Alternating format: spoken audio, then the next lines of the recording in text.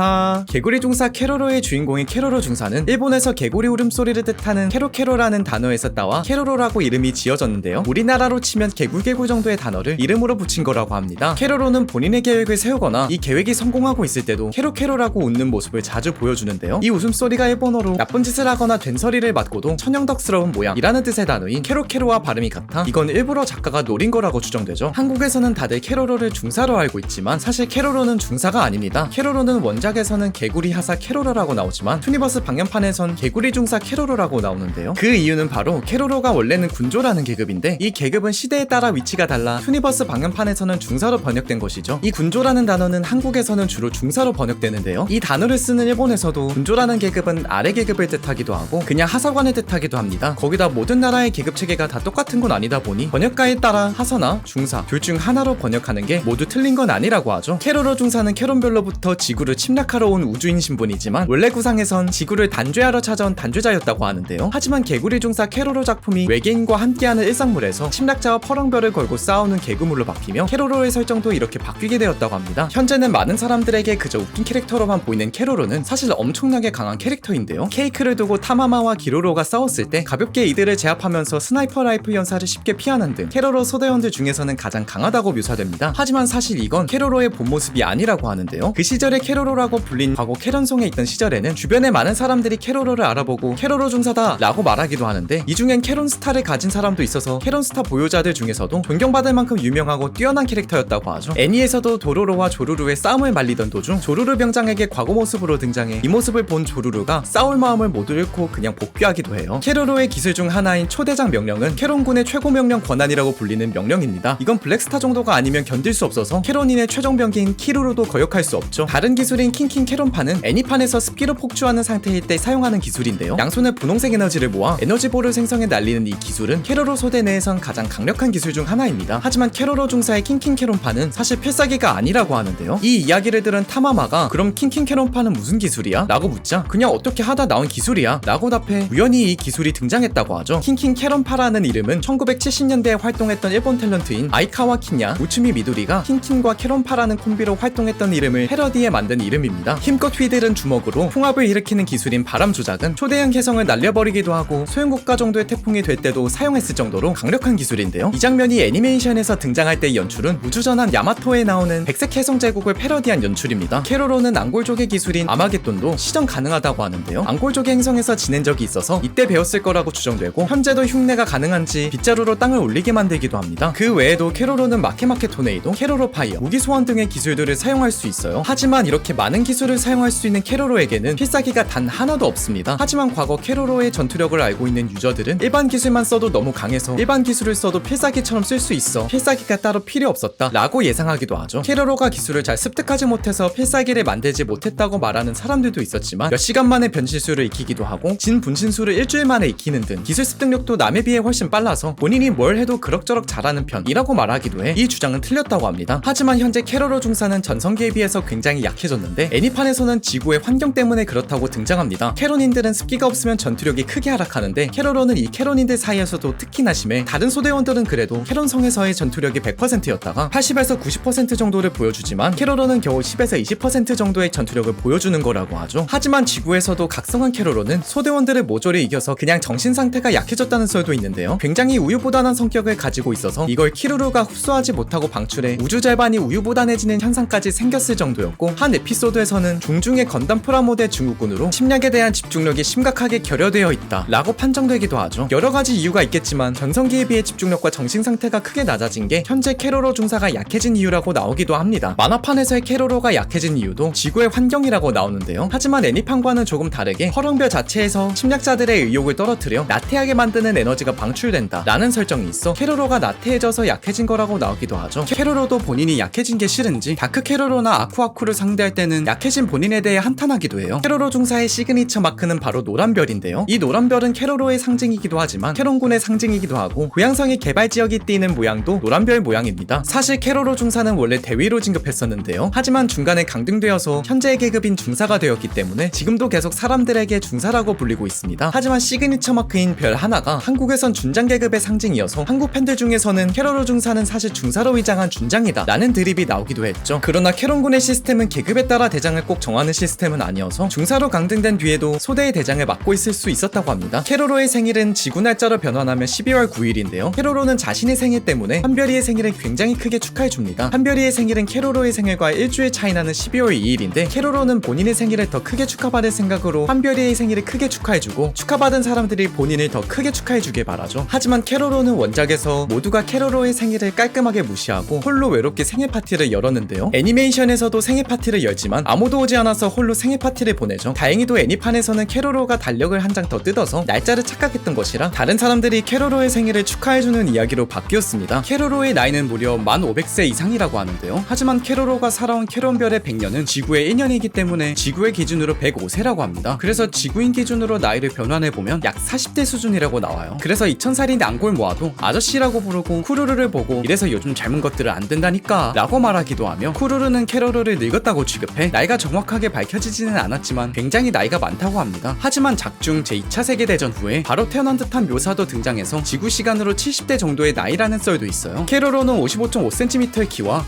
5.555kg의 몸무게를 가지고 있는 캐릭터입니다. 하지만 체지방률이 30%나 되는 캐릭터기도 한데요. 남성들은 평균적으로 체지방률 25%를 넘기면 비만으로 판정받아 캐로로도 비만 캐릭터라고 하죠. 캐로로는 현재 파랑별 도쿄도의 니시도쿄시에 살고 있는데요. 투니버스에 방영된 개구리 중사 캐로로와 아따맘마를 보면 이 두 작품의 주 배경이 모두 도쿄의 니시도쿄시이다 보니 타니시타워라는 별명을 가진 스카이타워 니시도쿄라는 건물이 있는 걸 볼 수 있습니다. 캐로로는 설거지를 입으로 하는 모습을 보여주는데요. 이건 캐로로의 입안이 깨끗한 덕에 할 수 있는 행동이라고 합니다. 캐로로는 잔머리나 전략을 세우는 데 탁월한 능력이 있어서 여러 대회에서 우승했던 경력이 많은데요. 하지만 이 우승 상품들로 지구를 침략하는 걸 준비하는 게 아니라 프라모델 만들기만 신경을 많이 써 기로로에게 항상 잔소리를 듣는 캐릭터입니다. 거기다 침략 예산을 횡령해서 프라모델을 여러 번 샀다고 하는데 프라모델을 산 돈이 최소 억개인데다 이런 예산들을 여러 번 횡령했다고도 등장해 개그애니니까 가능한 이야기, 현실이었으면 사형 등의 이야기가 나오기도 했죠. 최근에는 새로운 취미를 개발했는데 바로 닌텐도 스위치 게임입니다. 우주에게 같이 닌텐도 스위치를 하자고 했을 때 우주가 숙제가 많아서 못한다고 하자 원래 우주의 숙제들을 모두 가져와 소대원들에게 우주의 숙제를 다 처리하라고 말할 정도로 게임하는 걸 좋아한다고 나오죠. 캐로로 또한 어렸을 때부터 숙제를 계획적으로 하지 않아서 본인의 숙제를 도로로에게 맡겼던 적이 있으며 본부에서 낸 숙제를 자주 까먹어 소대 전체가 숙제에 달라붙어 제출 마감 하루 전에 겨우 내기도 해요. 캐로로는 바나나 껍질만 보면 참지 못하고 꼭 밟고 미끄러져서 공중 360도 회전을 해야 직성이 풀리는 성격을 가지고 있는데요. 다른 사람들이 본인과 똑같은 이 반응을 보이면 바로 절친처럼 생각해서 만약 캐로로와 친해지고 싶다면 바나나 껍질을 밟고 미끄러지면서 공중 360도 회전을 하면 된다고 합니다. 캐로로의 성우는 일본어판에서는 와타나베 쿠미코 성우, 한국어판에서는 양정화, 김장 성우, 영어판에서는 토드 하버쿤 성우가 맡고 있는데요. 캐로로는 우주와 건담 프라모델, 애니메이션과 만화책을 좋아하며 이 모든 걸 즐길 수 있는 돈도 굉장히 좋아해요. 하지만 한별이의 구박과 집안일을 싫어하고 얼른 침략하라는 기로로의 잔소리와 재촉, 또한 침략을 방해하려는 행동들과 우주경찰을 싫어합니다. 거기다 전설의 중사라고 불리고 있는 본인의 아버지는 싫어하는 걸 뛰어넘어서 무서워하고 있어요. 캐로로의 아버지는 전설의 중사라고 불리기도 하지만 캐로군의 역전의 용사라고 불릴 정도로 많은 무공을 자랑한다고 합니다. 거기다 할아버지 또한 많은 무공을 올렸다고 하죠. 하지만 캐로로는 이런 아버지를 무서워해 상대방이 싫어하는 모습으로 변하는 우주생물이 나오는 에피소드에서는 캐로로의 눈앞에 캐로로의 아버지 모습이 나타나기도 했습니다. 오늘은 개구리 중사 캐로로의 주인공 캐로로에 대한 50가지 TMI를 정리해보았습니다. 다들 재미있게 보셨나요? 혹시 TMI 중간에 잘못된 내용이나 제가 찾지 못한 내용들을 알고 있으시다면 댓글로 남겨주시면 감사하겠습니다. 오늘도 포비한 하루 되시길 바라겠습니다. 그럼 모두 포바!